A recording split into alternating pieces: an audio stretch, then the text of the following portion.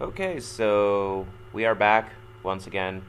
Um, no, what's this? This is the third, fourth straight week that I'm talking about a race that happened last week. Uh, well, guess it's not just my life. Anyways, we still have a cup race to talk about. Well, we still got like an hour and a half before the Xfinity race begins. So let's go over quickly over what happened during the cup race in COTA and some of my personal thoughts because um, that race just left some interesting thoughts just forming my head as I was watching like the fan reaction regarding that race. And you guys already know how highly I think of COTA. I personally think it's the best road course in the series. Yes, even better than Watkins Glen. Um, so heading into this race, NASCAR announced they will not make any changes to the regulations regarding track limits. Making reference to what happened in the Xfinity and the Cup race and the truck race. I'm disappointed, but I'm honestly not surprised. Like, if it's not safety related, they do not make NASCAR. They will make regulation changes like over the weekend as they go.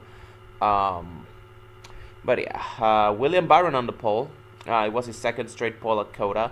And Ty Gibbs in second. He was the fastest in practice. He set a new track record. I believe I went over him when talking about the Xfinity race last week. So Tyler Reddick starting third, defending race winner obviously, and then Christopher Bell in fourth, and Corey LaJoie in fifth. The best qualifying effort for both him and Spire Motorsports. And then Ross Chastain, Truex, Denny Hamlin, Chase Elliott, and Bubba Wallace, they rounded out the top 10. If you're going to notice, there were no Fords in the top 10, which is somewhat alarming, even if, the Fords have been several steps behind the Chevrolet and the Toyotas, but no Fords in the top 10. You would have expected at the very least a Penske Ford or an RFK Ford. Well, when RFK talking about Buescher because Keselowski is just no good at road courses. There was a time that Keselowski used to be so good at road courses when he was racing for like in his earlier Penske years. Early 2010s when he was battling for wins at Watkins Glen with Kyle Busch and Marcus Ambrose. Yeah, those days are long gone now. I don't know what happened along the way, but Keselowski is just terrible at road courses now. I don't know. It's just hard to explain, but speaking of the Fords, the highest qualifying Ford was Austin Cindric in 11th. So yeah, Fords outside the top 10. All of the Fords. SVG, Van Gisbergen in 12th. Justin Haley 13th. Best qualifying effort by a Rickwell Racing prepared car by far. I say Rickwell Racing prepared because Cole Custer, he qualified top 10 while driving a Rickwell Racing car, but that car was prepared by Storehouse Racing, so people, you don't count it. No, this car was prepared by Rickwell Racing, and Justin Haley put that car in the 13th spot. Also, the second highest Ford in qualifying, technically. And then you go with Allmendinger in 14th, going down the starting lineup here, Hocevar in 18th, Daniel Suarez in 19th. One of his laps was disallowed for cutting the course. This happened on Saturday, obviously, when NASCAR was still going crazy with their track limits and stuff. Then Chris Buescher in 20th. He was the third highest Ford in qualifying. And then the fourth highest Ford was Cas Gralla in 23rd. So if you are counting at home, that means that Rickwell Racing, they qualified 13th and 23rd. Now, this doesn't mean much, but considering where the other four guys like Penske, they just were really, really bad. Blaney 28th, Logano 35th, and Keselowski in 36th. Speaking of Chris Buescher, an argument could be made that considering all of the team, when you take into account like all of the teams that qualified, I'm talking about the four teams. You could make a case that Rickwell Racing, as a team overall, they had the best qualifying session because Justin Haley started 13th and then Cas Gralla started 23rd. They were the second and fourth highest Fords in qualifying. So yeah, you're having a bad day when Rickwell Racing is the best team in qualifying overall on your camp. Obviously, no disrespect to Rick Ware Racing, they have been making big strides this season, but they're far from a top tier organization by any means. So if you're relying on them to produce results in qualifying and perform well during the race, yeah, that is a telling sign of where Ford is, where the Ford program is at right now. Anyways, we got some road course ringers here. Kamui Kobayashi, former Formula 1 driver in 25th, driving the third 2311 car. Not the 67 car, this time it's the 50 car, because the sponsor is Mobil 1, and Mobil 1 was celebrating their 50th anniversary. Then Todd Gilliland started 26. Like Suarez, he had one of his laps disallowed for cutting the course. He was one of 3 drivers that had this happen to him in qualifying. His teammate Michael McDowell in 27th. Even with one of his laps disallowed, Gilliland still posted a faster lap than McDowell, funnily enough. Ryan Blaney 28th, like I said. And then the Stewart-Haas racing cars were just terrible. Josh Berry 31st, Chase Briscoe 32nd, Joey Logano 35th. Again, he also one of his laps disallowed to do track limits. So Suarez, Gilliland, and Logano, they were busted for track limits, and one of their laps was disallowed. Then Keselowski 36. As you can see, a ton of Fords starting towards the rear. 12 of the 15 Fords that started the race, they started outside the top 20. It was absolutely terrible. Then we got Timmy Hill starting 37th. Truck Series driver Timmy Hill.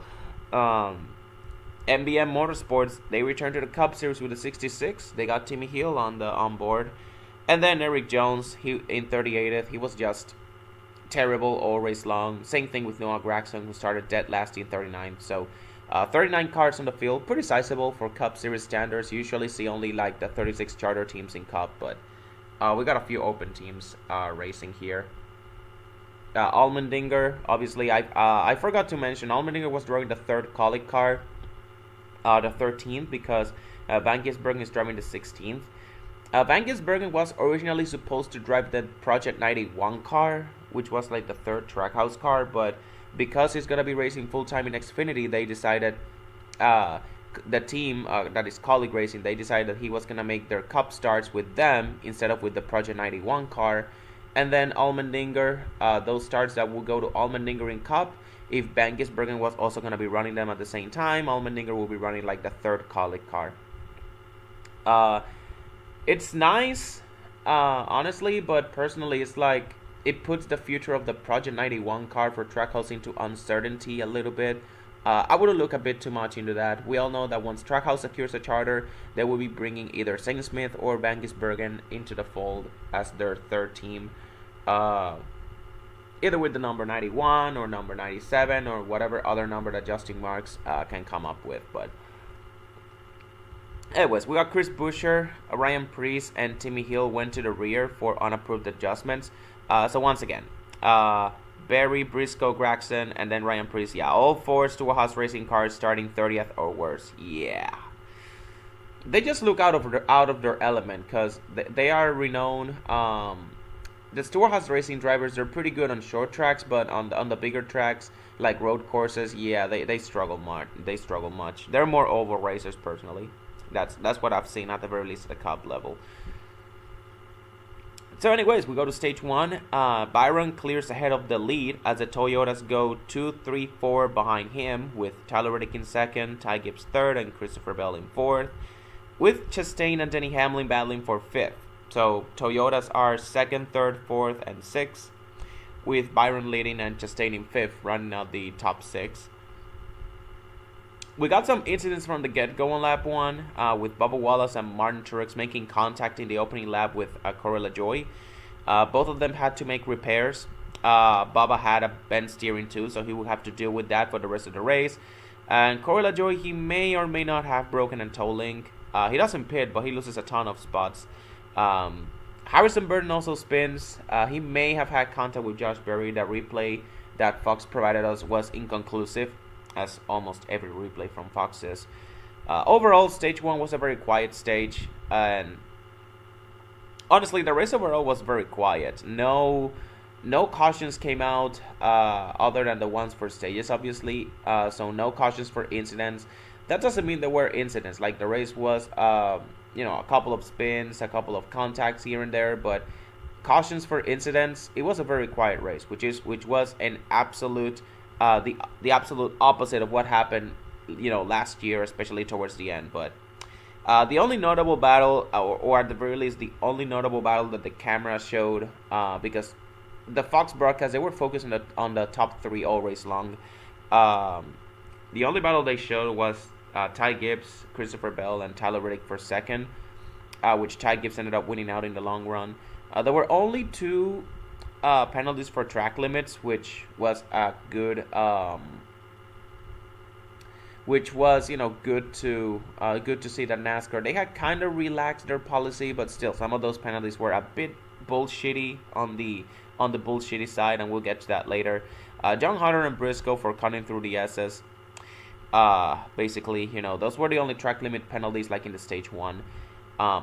As usual, before the stage ended, we had some takers on pit road. A vast majority of the leaders pitted. Chris Buescher, Ryan Preece.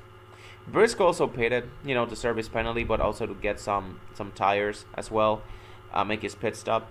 Then Brian Blaney, Logano, Harrison Burton, Justin Haley. Then the next lap, Hamlin, Allmendinger, Kyle Busch, Chase Elliott, Hocevar, Larson, SVG, Bowman, Reddick, and then Truex again, because if you remember, he pitted on lap 1. And then just before the pits closed, Byron Gibson just stayed in pit. This gives the lead to Christopher Bell, who stays out to win the stage, with Daniel Suarez in second, Michael McDowell in third, Austin Cindric in fourth, Austin Dillon fifth, and then Ricky Stenhouse in sixth. The top six, they stayed out and win the stage. Then after that, you see William Byron 7th, Ty Gibbs 8th, Tyler Reddick 9th, and Ross Chastain 10th. Those were the guys who pitted. The first of the guys who pitted on and were on fresh tires. So we go to pit road. Christopher Bell and Michael McDowell, they decided to stay out while everyone else who had yet to pit did so. The 34 team, they were on a two-stop strategy that would have worked if it wasn't for a mechanical failure that knocked them out of contention. And Christopher Bell, he also decided to follow suit because they didn't want him to pit and lose all that track position. I was a bit perplexed as to why they decided that on the fly, though, especially considering that Bell was struggling with fuel pressure all throughout stage 1. It ended up working out for him, though, but I was a bit worried that, the fuel pressure issue will come back out to bite him. I didn't think the strategy would be as effective as it was with McDowell, because McDowell had a clean car with no issues up until then. A bit on the tight end, but it didn't have the fuel pressure issue that the 20 team had. So we go to stage 2. Thankfully, Bell doesn't have any issues with fuel pressure. For the rest of the race, actually, Bell was able to weather that fuel pressure issue for the 20 team. It did not rear its ugly head. He holds the lead while McDowell starts losing ground. He does eventually, I'm speaking about Bell here, Bell does eventually lose the lead to Byron, though, and then he loses second to Reddick soon after.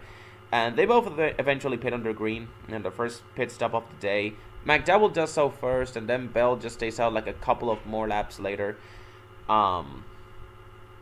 We do have a couple more incidents. Bubba Wallace spun out by Keselowski. His bad race continues. His bad race continues. And then Kyle Larson, he also gets spun out while trying to pass Christopher Bell for 5th. And he stays like on the racing surface waiting for everyone to pass because he just cannot get it going until he has a clear racetrack around him. He loses 30 positions. He's back in 35th. So his day just went just like that. His good day was ruined just like that. And then later in the stage, Kobayashi and Stenhouse spin out. We got round 2, considering that those two were getting into it with each other back in Indianapolis in last season, the Indy Road Course. We got a round 2 of this. Kobayashi versus Stenhouse once again, or rather Stenhouse versus international drivers. Just not these two again. Stenhouse was just racing Kobayashi aggressively, and eventually after Kobayashi spun, the guy apparently had enough and he veered his car into Stenhouse and they both just spun out. It was really funny, especially listening to Kevin Harvick narrate all of that incident, using words like kerfuffle. It really brought a laugh out of me. Again, towards the end of the stage, just like in stage 1, several drivers, they came down pit road a few laps after Bell and McDowell pitted, because the stages are pretty short. They're not like short like on the track, but like the few amount of laps that they have, I'm talking about the amount of laps that they have, they're pretty short stages. This race was only 68 laps long. Anyways, we got Noah Gragson and Corey LaJoie. They start the cycle. Daniel Suarez, he also pitted, but he is penalized for speeding, which is a penalty that he would never recover from, honestly. Then a few laps later, SVG, Buescher, Logano, and Cindric also pit. And SVG is also penalized for speeding as well. I do believe this is the pit stop where he lost first gear. I may be wrong, but I know that he was running the second half of the race with no first gear, and that this cost him some of track position because he was running in the... Because he got just cracked the top 10. Like, he was running top 10 before before him losing first gear. Also, the speeding penalty might have played a part in that as well, but he would have regained the ground if it wasn't for that. I'm pretty convinced SVG would have regained the ground if it wasn't for that first gear, for him losing first gear. So, anyways, this brings several other guys down pit road. Eric Jones, Kaz Grala, Harrison Burton, and Kobayashi, as well as some of the leaders. Tyler Reddick, as well as Allmendinger, Alex Bowman, Kyle Busch, Chase Elliott, Justin Haley, Zane Smith, Josevar, Stenhouse. And then, just before the pits close, once again, Byron Gibbs and Chastain to close out the green flag pit cycle. Those drivers who stayed out, they will gain stage points, and then they will have to pit under yellow.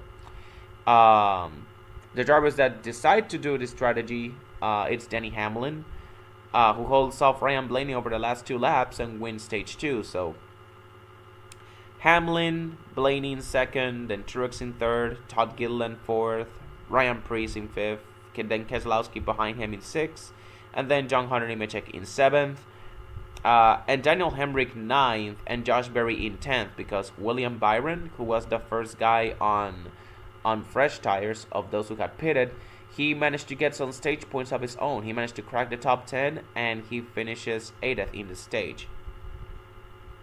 So of the leaders, of the guys who pitted, the only one that was able to get stage points was William Byron. Like, everybody else who gained stage points, they had not pitted yet.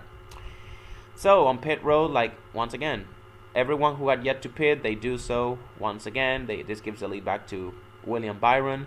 McDowell drops to last place, or rather 38th, after losing he drops to last place after losing power steering.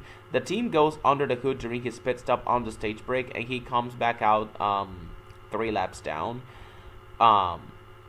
He dropped to last place, and because there were no cautions, there was no lucky dog. And also, something else I actually noticed while I was watching like the first 2 stages of the race, no one got lapped.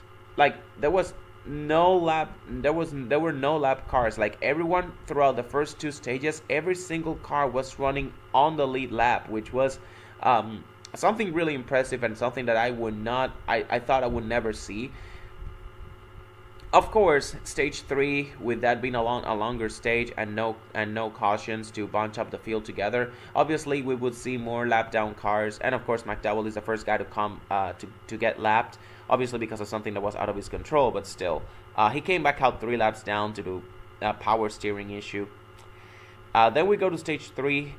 It's go time, and Ross Chastain said he restarts alongside Byron in the front row. He sends it in turn 1, and with an amazing crossover move, which was pretty reminiscent of the Van Gisbergen move on Ty Gibbs yesterday in the Xfinity race. That amazing like scissors crossover. He takes the lead from the 24 and takes Ty Gibbs with him in 2nd. So then we get into an incident here. We have an incident, and this was like the major incident of the race, I'll say. A 3-car incident with Josh Berry, Ryan Preece, and Daniel Hemrick. This happened towards the back of the field, so obviously no caution. They're able to continue, but Josh Berry and Daniel Hemrick, they pit to repair damage, and they both fall a lap down. It looks like they were both under the DVP because they had to make like 2 minutes worth of repairs, considering that COTA. At COTA, you have to make every lap of COTA takes around 2 minutes to complete. So you can make an estimate that the fact that they fell a lap down, it means that the repairs it took to both of their cars were like 2 minutes long. So anyways, we got a battle for the lead during all of this. Ty Gibbs, he tries to pass Ross Chastain for the lead in turn 1, but Ross, he holds strong, and Ty Gibbs ends up losing second to William Byron instead. We got some penalties as well, and this was, in my opinion, a pretty bullshit penalty. Chase Elliott for cutting through the SS. He was running 5th, so this was around the time he was running the top 5. And on the surface, you would say, yeah, the penalty was clear as water. He cut through the SS. That's exactly how I would like NASCAR to enforce penalties. Like, that's what I thought at first when I saw the replay, but after I watched, like, how Elliott was, like, loose entering the SS, and I realized that, yeah, it was not his intention. He didn't do it on purpose. He was trying to get his car straightened out, and because of that, he just cut through the SS. And he didn't gain an advantage. Like, the main reason NASCAR, they penalize their drivers is because of an advantage. Is if they consider they get an unfair advantage. But, for example, look at Watkins Glen. They got the bus stop. If you cut through the bus stop, if you go, like, instead of going around it, you go straight into it, you have to make a stop and go. The same goes for the Roval. If you cut through the chicane on the Roval, on the backstretch chicane, you have to make a stop and go. At COTA, I feel like drivers, they should be able to do like a stop and go at some point during the racetrack before they complete their lap, instead of getting penalized, because a penalty means that they lose a lot more track position, especially since it's a pretty minor penalty. Like most of the track limit penalties, they were pretty minor. It was like, I know NASCAR uses some sort of like AI to monitor whether drivers are like cutting through the SS or not. But then again, it's a very, the consequence of cutting through the SS at COTA, it's a pass-through penalty instead of like doing a stop and go at any point during the racetrack before completing your lap. That's like, it's very harsh. I feel like it's a very harsh penalty, and that's my main frustration with how NASCAR, like, they enforce their track limits penalty at COTA. Like, if you're not gonna enforce track penalties properly, just don't have them at all. But if you're gonna enforce track penalties, don't penalize people with a pass-through penalty for cutting through the SS for a split second. No, don't do that. Instead, have them make a stop and go at any point during the racetrack, and then just keep on going their way. That would be better. In my opinion, that would be better. Like, they still lose time, they still lose some track position, but they don't lose like all track position for getting penalized. They may lose like 2 to 3 spots, five spots at worst. But they don't lose, I don't know, 15 spots, 10 to 15 spots, and they don't their pit strategy. And this could also affect their pit strategy too, because some guys, they were using the fact that they got penalized, they were using that moment to make their pit stops as well. So it messed up with their pit strategy. Obviously, the Fox broadcast, they make no mention of that, but you could infer from logic that if you get penalized on a pass-through penalty, you're obviously going to want to pit for tires while you're serving your penalty. Obviously, be careful not to speed on pit road, but yeah, the way NASCAR, they enforce their track limits, they're pretty bullshit. We only had so few track limits, like penalties. Like, I don't believe, I predicted we would have like 15 if the trucks and Xfinity race was like any indication of the way the NASCAR was officiating their track limits penalties. I don't think we even cracked 10. I think we only had like 4 or 5 penalties related for track limits.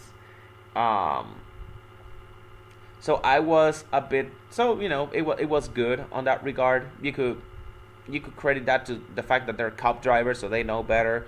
Also the fact that NASCAR was a bit more lax with their policy of track limits, which I really doubt, but still.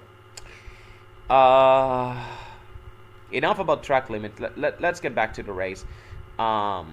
We got some incidents here other than track limits. Blaney, he spun out trying to pass Bubba Wallace for position. Kyle Busch, he also got spun out by Christopher Bell on the same spot that Bell spun Larson in turn 2, or rather in stage 2. This happened in turn 1, on the uphill turn 1. This on the same spot Bell spun Larson in stage 2 as well. And once again, they were battling for 5th. Both of these incidents happened while battling for 5th. So again, pretty ironic that, you know, it's the same spot, like deja vu for Christopher Bell. So, and more on that later, because this wasn't over between Christopher Bell and Kyle Busch. This will happen. This is something that will happen after the race. You know what I'm talking about, like later. You know what I'm talking about. Just seeing the footage, but basically this caused Kyle Busch to confront Christopher Bell after the race. That incident right there, and you know, this got some people talking. People saying that Kyle Busch, he caught in front of Christopher Bell. Regardless of what your opinion is, Christopher Bell, he admitted he messed up because he was trying to, you know, push the issue. He was trying to, you know, push the issue, especially since, you know, he doesn't have that much room to talk, or he feels he doesn't have that much room to talk because he did it once to Larson in the same race under the same circumstances, like in the same spot on the racetrack, and then he does it to Kyle Busch again. But again, more on that later because I got some interesting thoughts about that one. So while all this is happening, the battle for the lead, he hits up between Chastain, Byron, and Gibbs. And Byron, my gosh, I'm sneezing.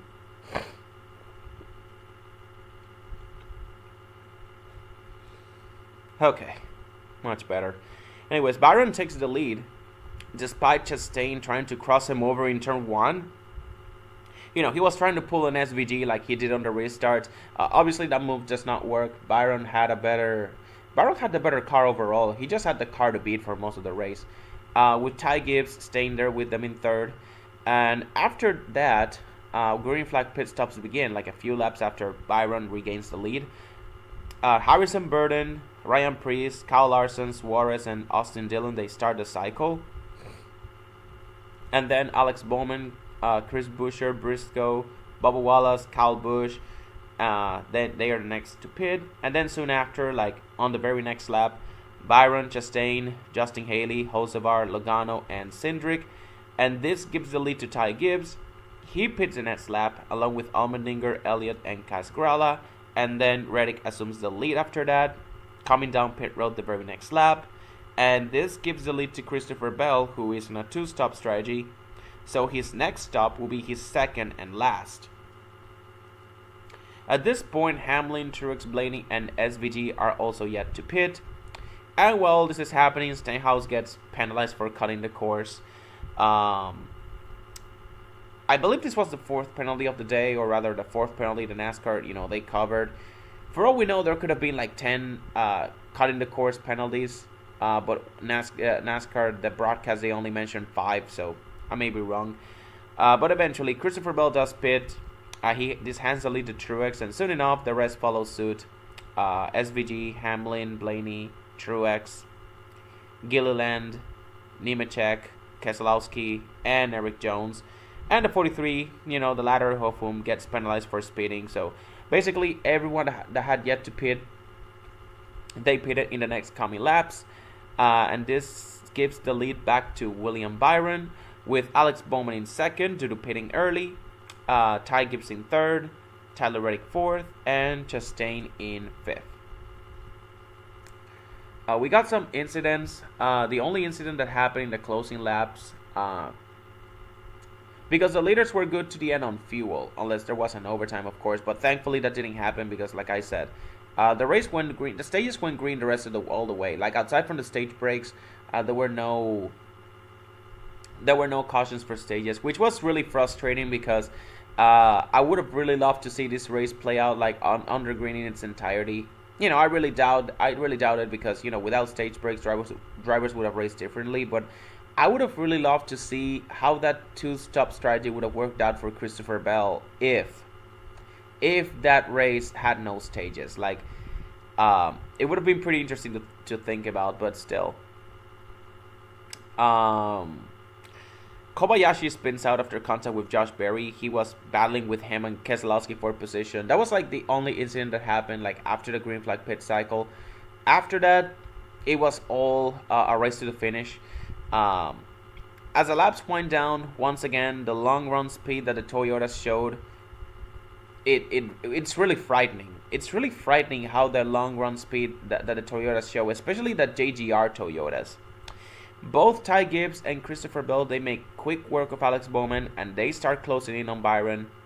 Obviously, the 20 car is the faster of the two due to having better tires thanks to being on that two-stop strategy and pitting later. But still, Ty Gibbs holds them up for quite a little bit, which prevents Christopher Bell from closing in at a much faster pace. They were both closing in on Byron, sure, but you could see Christopher Bell was doing it so at a much faster rate. So Bell does eventually get by Ty Gibbs with 3 laps to go, and he starts to close in on Byron at a very scary pace. It was pretty reminiscent of the time that he chased down Larson at Vegas fall in 2023. But unfortunately, just like what happened on that race, he just ran out of laps. He needed one more lap, a caution which almost came out when Gragson spun out in front of the leader, William Byron, as he was about to get lapped, and the broadcast did not even bother to cover that. Like, all I saw was a shot, some smoke, and then, you know, for a split second I saw the 10 car spinning out. I was like, yeah, a caution was gonna come out for sure, but thankfully Gragson got it back going. What really frustrated me or pissed me off about the whole situation was that the broadcast, they did not bother to show it. Thankfully, the caution did not come out. Gragson got it back going. Like I said, I did not want overtime. I wanted to see how close Bell could get under green.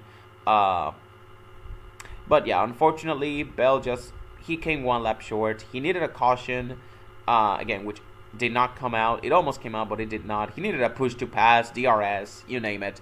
Bell just ran out of laps, basically. It just wasn't enough. So, William Byron wins, becomes the first repeat winner of the season for the 3rd straight year. Each of the first 3 seasons of the Gen 7 era, Byron has been the first repeat winner for each of those 3 seasons. And as the trend goes, since 2014, the first repeat winner of each of those seasons has managed to make it to the championship for every year. You know, except for Byron himself in 2022 when he got eliminated on the round of 8. That's like the exception. But even then, you could make a case that Byron, by looking at the results for the 2022 playoffs, you could make a case that Byron was the most consistent driver in the entire playoffs that year. He just got eliminated because stage points. He did not win to advance in the round of 8. So even when he did not advance to the championship 4, he was pretty solid in the playoffs. So it's a pretty safe bet that if you become the first repeat winner of the season, you will most likely ride that momentum all the way to the championship 4. And if you don't make it to the championship 4, at the very least you're gonna make it to round of 8. You're gonna make a deep playoff run. That's how the trend goes. In this playoff era. Also, speaking of William Byron, first repeat winner of the season for the 3rd straight year. This is the first time this has happened since Jeff Gordon did it in 97, 98, and 99, who was driving the 24 car. The previous driver of the 24 car, of course. Well, I mean, you know, Chase Elliott drove the 24 as well, but we don't talk about that. And also, speaking of Hendrick Motorsports, this is also the first time since the fall of 2007 at Phoenix, when Hendrick won an Xfinity race and a Cup race in the same weekend. Remembering Kyle Busch, he won what would end up being his final win with Hendrick Motorsports, Phoenix Fall 2007 in the Busch Series, and then Jimmy Johnson won what would be his 10th win of that year, en route to his 2nd straight title. That was the last time Hendrick swept both the Xfinity and the Cup races. But what about the Truck Series? Hendrick, they don't run the Truck Series. Last time they ran a truck, they ran in the Truck Series was with Chase Elliott in 2013. They haven't run in truck since then. So then we got some. Let's go over the results here real quick as we wrap up this video. Christopher Bell finished second. Like I said, he needed one more lap, push to pass, DRS, I don't know. He came within 1 second of William Byron though, so shout out to that. Like I said, I didn't think he was gonna make it. I really thought he was gonna finish like second. I really thought he was gonna finish like third, or he would have just barely enough time to finish second. But the fact that he finished within a second of the leader, again, if Ty Gibbs didn't hold him up as much as he did, he would have definitely won this race, or at the very least, he would have had a better chance. Again, that long run speed by the Toyotas is scary. Ty Gibbs in third. Speaking of the 54, his 5th straight top 10 finish. He also has the best average finish through the first 6 races of this season so far. Ty Gibbs has the best average finish of the season. So if this was Winston Cup, he will most likely be the points leader. Just saying. He's second in points though, second behind Truex. So and now that I look at the point standings here, check this out. Joe Gibbs Racing, they have all of their drivers in the top 7. Well, I mean, Christopher Bell, he's tied for 6th with William Byron, but Byron gets a tiebreaker. So yeah, all 4 of the drivers in the top 7. And then Byron, Larson, and Blaney, like the 3 drivers that made the championship 4 last year. So you got Byron, Blaney, Larson, and Bell, which were the 4 drivers that made the championship 4 last year. And then, in addition to those 4, you got Hamlin, Truex, and Ty Gibbs, which are basically the rest of JGR. Those are the top 7 in points. Those are the top 7 in points, and it's very likely that the championship 4 could be out of these 7, could come out of these 7 drivers. Of course, you cannot count Ross Chastain out. Maybe Chase Elliott finally puts it together and finally makes a deep playoff run like he did back in 2022. Who knows? Speaking of Hendrick Motorsports, Alex Bowman in 4th. This is the first time he gets back-to-back top 5 since Kansas and Texas in the fall of 2020. You got to remember, Bowman finished 4th at Bristol. This is something you guys may not have realized, but Bowman, he did finish 4th at Bristol amidst all of that, what that chaotic race was. Tyler Reddick in 5th. He was my pick to win. I felt like a bit disappointed, considering that I really thought he was going to be like... Christopher Bell had the race that I thought Tyler Reddick was going to have, considering that Reddick has been the best road course driver in the Gen 7 era. He finished top 5, but I still expected more out of him. He got a top 5 car, but he didn't have a car that could compete for the win like Byron or Christopher Bell. So I was left a bit disappointed in that regard. Anyways, AJ Allmendinger 6th, driving that 3rd Colic car. Ross Chastain in 7th, Chris Buescher 8th, Kyle Busch in 9th. Like I said, he got into it with Christopher Bell after the race due to an earlier incident. He confronted him on pit road after the race. And you gotta remember, this is the 2nd time that Bell has already done this to Kyle Busch. You know, I'm not talking about the 2nd time in the race. I'm talking about the 2nd time at COTA that Christopher Bell has done it with Kyle Busch, because he already did it to him before. You remember the last lap of 2022 when, you know, Kyle Busch was running in the top 5, you know. A lot of people don't remember that because the camera, you know, and this was Fox as well. Fox was focused on the Chastain and Allmendinger and Alex Bowman, that 3-car battle for the win. But Kyle Busch got spun out by Christopher Bell while he was running in the top 5. So you already know that's where Kyle Busch pointed the 2 fingers at Bell. He said, "Yeah, this is the 2nd time you did this. You've done this." He wasn't talking about the 2nd time in the that he's done this in the race. He was talking about the 2nd time he's done it to him at the track in the 3 years, or rather, in the last 3 years at COTA. But yeah, a lot of people say that Kyle Busch, he caught in front of him, but again, like I said, and this is me as a huge Christopher Bell fan. He is my favorite Toyota driver. I've always said it. He is Joe Gibbs Racing's best driver. I don't care what people say. I still stand by that opinion. But Christopher Bell messed up.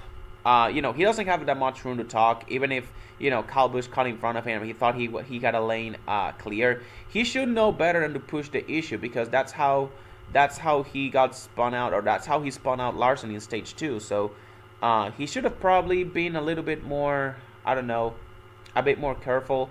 Also, the Kyle Busch caught in front of him. I don't know. Kyle Busch just held his lane, and he had a run on the outside. I think this was more of a case of two drivers getting together, but I think this is more on Bell for pushing the issue.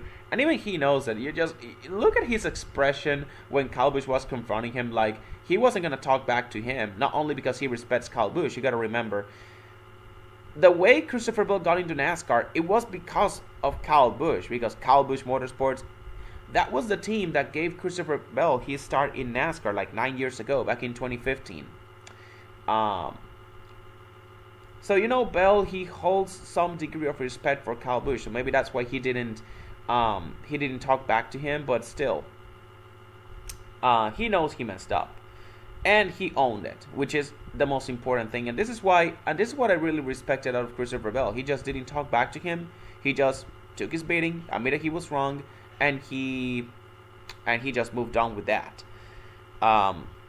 Obviously, this may have some repercussions, especially considering that it's Kyle Busch. And if you get into Kyle Busch once, if Kyle Busch is mad at you, he's probably gonna show it on the racetrack, not by crashing you under caution or that.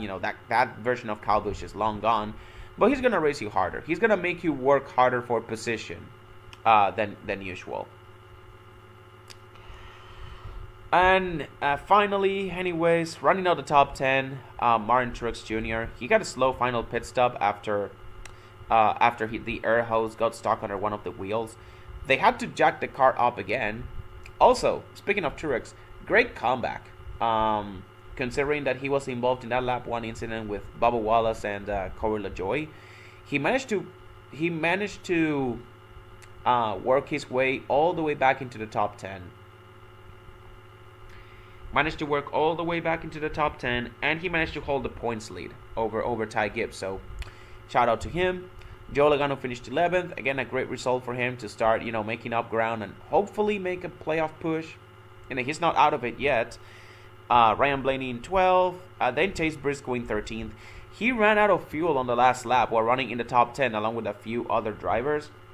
And of course, Fox did not make any mention of this. I only found this out through X, while I was scrolling through X or Twitter or whatever. I was just scrolling through Twitter. I still call it Twitter, okay? I found this data. Well, I found this little tidbit while scrolling through Twitter, and I just could not believe the amount of action that Fox had missed. How could they miss like 5 cars running out of fuel, including one of the guys that was running in the top 10 in Chase Briscoe?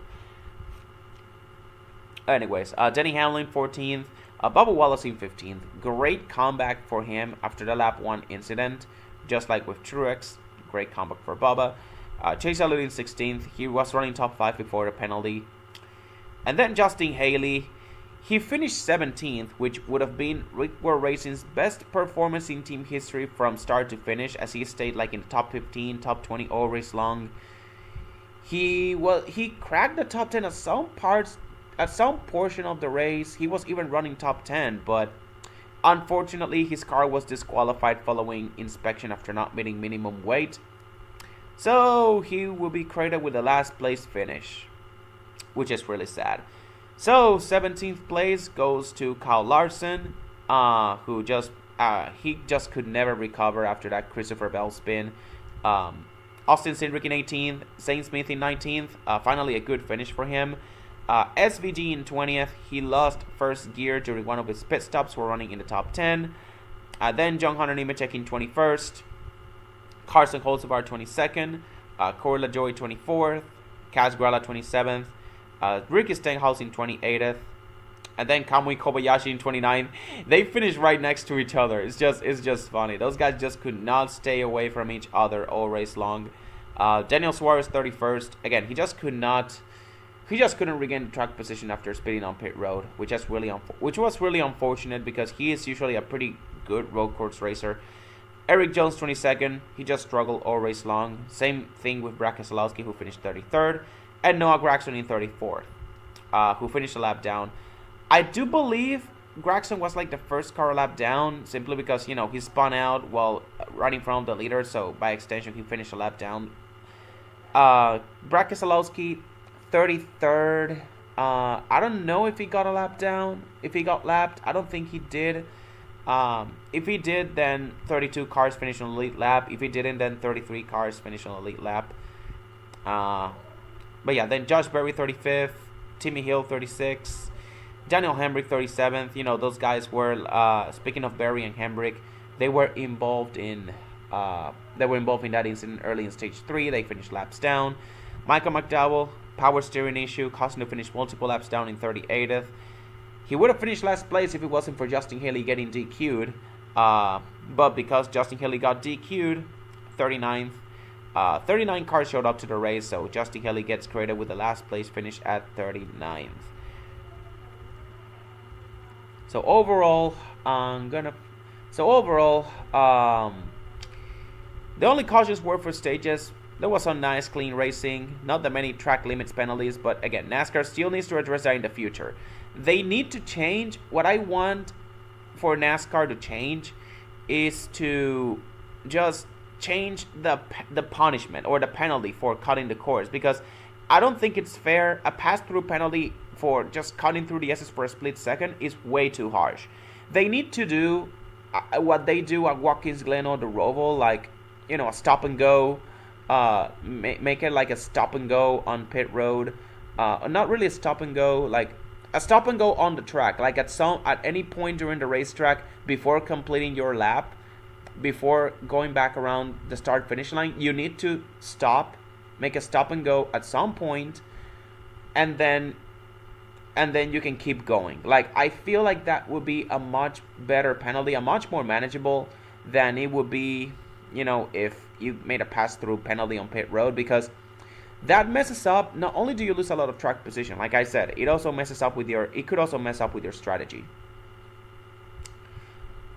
Because you may also want to serve your pit stop, make a pit stop during that while serving that penalty. But,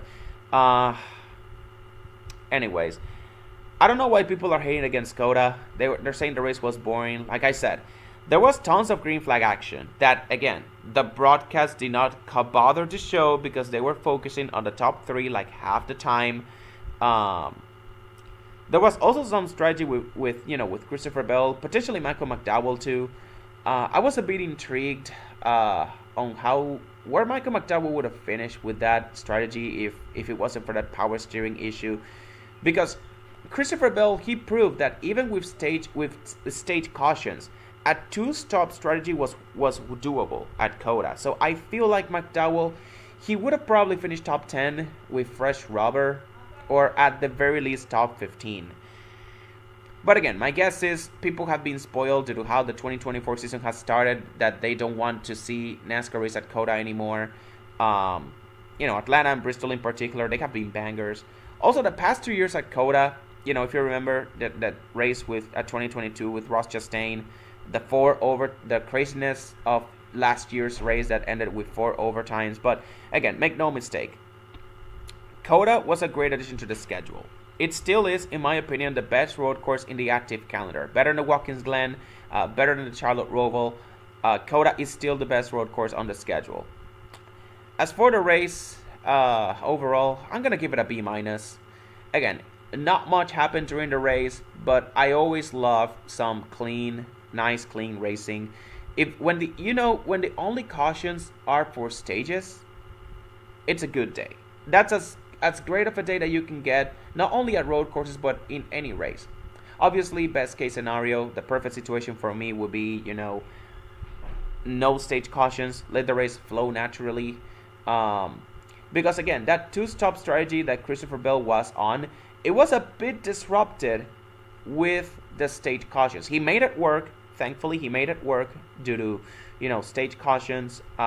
Even with the stage cautions, he made it work. But I feel like the potential of that strategy was limited due to the stage cautions. If the race happened naturally, it flowed naturally with cautions happening naturally, I feel like we would have seen the full extent. We could have seen the full extent of what a 2-stop strategy would look like. But still, the fact that Christopher Bell managed to make that 2-stop strategy work even with stage breaks, and he managed to finish closer to the leader than I actually thought. He came within 1 lap of winning this race. That alone Gibbs, Christopher Bell, driver of the day for me. Yeah, Christopher Bell is my driver of the day simply because of that late race charge that came up short. Again, that two-stop strategy, he managed to make it work even with stage breaks. So yeah, Christopher Bell is my driver of the day. Honorable mention to Justin Haley. If he hadn't gotten disqualified, I feel like he would have been up for consideration, especially if he finished in the top 15, because he was running top 15 late in the race. It was just, after a green flag pit stops, he was shuffled back out and he finished 17th, and then he got DQ'd out of that because of the car not meeting minimum weight. But yeah, Christopher Bell is my driver of the day. So I guess that's set for this race review for COTA.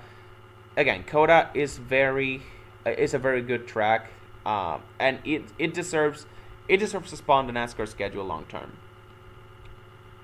Some of the hype may have died down, but I still like the road course. It's very unique to this. It's a very unique addition to the schedule. It's a next gen road course, if you get what I mean. But yeah, I guess we're just gonna leave this here. It's 12:45 p.m. right now. Only 45 minutes before the Richmond Xfinity race comes in. And this is something I didn't realize up until I just scrolled through Twitter yesterday. The Cup race at Richmond is gonna be a night race on Easter Sunday. How cool is that? Night racing at Richmond is back, baby. But anyways, I'm just gonna leave this here. Let's see how the race at Richmond plays out. Yep, see ya.